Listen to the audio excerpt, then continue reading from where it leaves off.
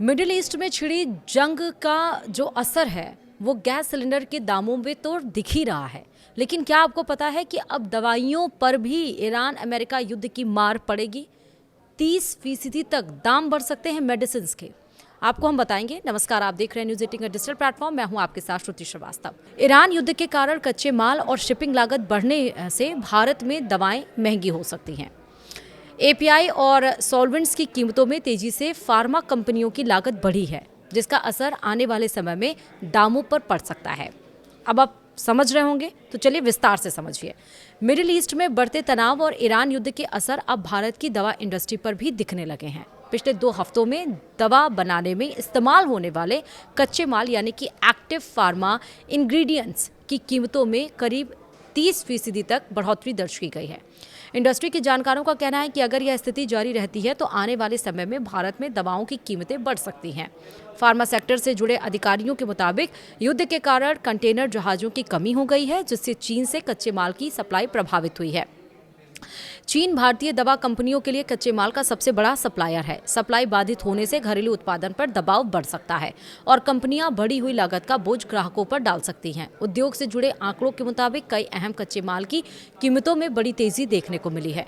उदाहरण के तौर पर दिसंबर के बाद से ग्लिसरीन की कीमत करीब 64% बढ़ गई है, जबकि पैरासीटामोल की कीमतों में करीब 26% तक उछाल आया है। फार्मा इंडस्ट्री के विशेषज्ञों का कहना है कि पेट्रोकेमिकल से बनने वाली फार्मास्यूटिकल सॉल्वेंट्स की कीमतें भी एक हफ्ते में 20 से 30% तक बढ़ गई हैं। अब आपको बताएंगे कि दवा बनाने में पेट्रोकेमिकल्स का आखिरकार काम क्या होता है। तो वहीं फार्मा इंडस्ट्री विशेषज्ञ ने का ये कहना है कि फार्मास्यूटिकल सॉल्वेंट्स पेट्रोकेमिकल्स से बनते हैं और मध्य पूर्व में जारी संघर्ष के कारण वैश्विक तेल आपूर्ति प्रभावित हुई है। इससे इन सॉल्वेंट की कीमतें सिर्फ एक सप्ताह में काफ़ी बढ़ गई हैं। चूंकि यह दवा उत्पादन का सीधा इनपुट है, इसलिए इससे मैन्युफैक्चरिंग की लागत तेजी से बढ़ रही है और इसका असर अब दवा कंपनियों पर दिखाई देने लगा है। मिडिल ईस्ट में जारी संघर्ष के कारण वैश्विक तेल सप्लाई प्रभावित हो रही है, जिससे उत्पादन लागत और बढ़ रही है। विशेषज्ञों का कहना है कि अगर युद्ध लंबा खिंचता है तो स्थिति और गंभीर हो सकती है। इसी वजह से दवा उद्योग ने सरकार से दवाओं की कीमत बढ़ाने की अनुमति देने की मांग की है, ताकि बढ़ती लागत की भरपाई की जा सके। उद्योग का कहना है कि भारत में दवाओं की कीमतें काफ़ी हद तक नियंत्रित रहती हैं, इसलिए कच्चे माल की अचानक बढ़ी लागत को कंपनियों के लिए खुद झेलना मुश्किल है।